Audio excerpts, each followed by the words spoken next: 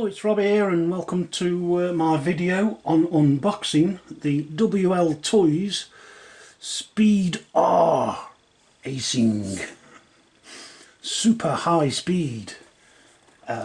Where's the number? Somewhere on here there's a number. There we go.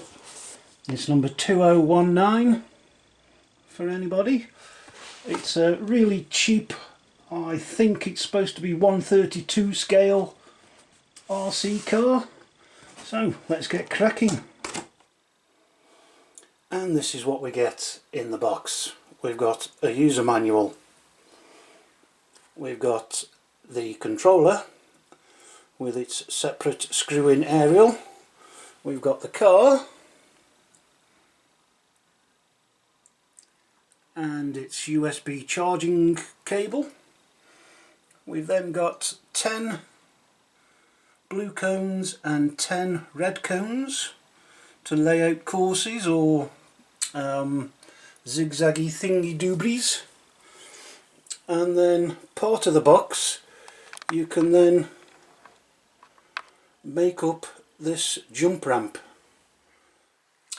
The first thing I'd like to talk about is the transmitter. As you can see, it looks like a PlayStation controller, and if we go around the back, it takes 6 AA batteries, and I think the main reason for that is because you can actually charge the car up from the controller itself. You don't actually need the separate USB lead, but there we go. And then coming to the front, we've got 2 buttons at the bottom which do work, and then 2 sort of blanks at the top that do nothing. We'll look into that in a second. On the top we've got 2 big red buttons. One is for setting the trim on the throttle. So the left side of the button is for the forward trimming and the right for the rear trimming. However, what it does is it just adjusts where the throttle kicks in reality. The left button is to take you from full speed mode, which is, I have to switch it on first, which is with the LED on, to being able to change the speed with the LED off.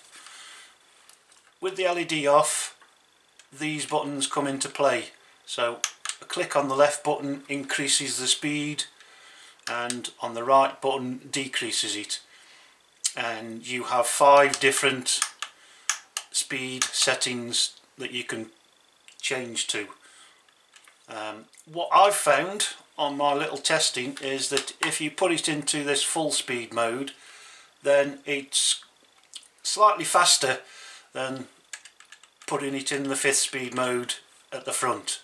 So if you want flat out, no quibble, stick it in this full speed mode and away you go.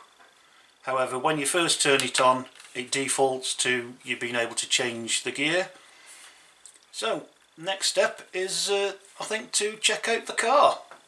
The car, I believe, is fashioned after a short course truck, possibly. I'm not too sure, but it's a pickup truck anyway. It's based on, and I believe it's meant to be 132 scale, so fits in the palm of your hand roughly. Nice little desktop thing, I would say. And coming to the underneath, or shall we say front view, as you can see, there's no front suspension, just steering. And from feeling the front wheels anyway, let's have a feel. No, and feeling the wheels, they are rubber, if you can see there, but there's also something really hard inside so that they don't squish up or anything, so we'll have to see how that fares.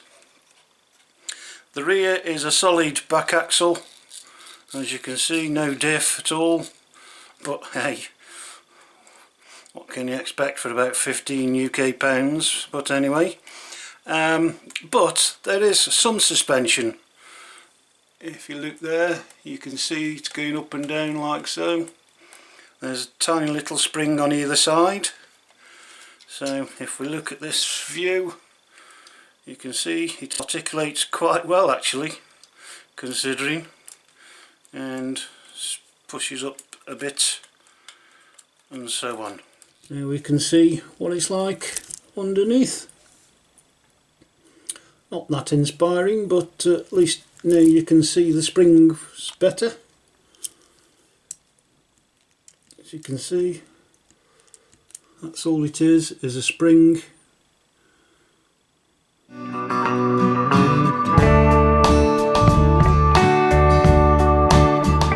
First gear, and I'm going to go flat out, and it just about gets up the ramp. Second gear, oh, and a little bit better. Third gear, fingers crossed.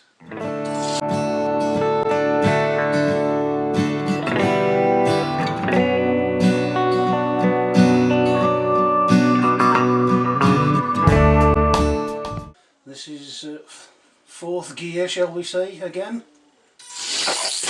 Whoa! We're going to go for fifth gear. Let's try it from there. Hey! Oh. Oops! Well, what a bit of expert precision driving there.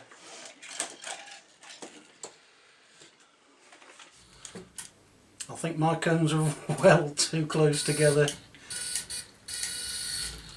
Yeah.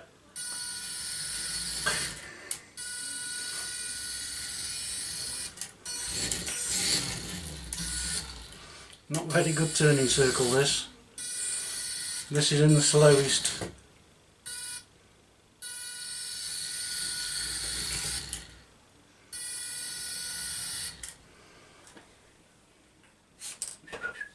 Nobody saw that.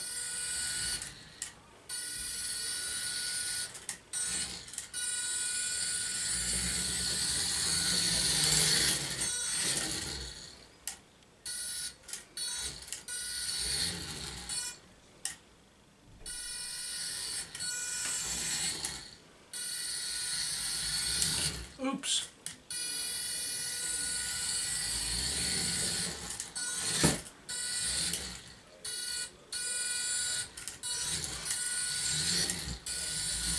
Put it into full speed mode. Wow. There we go.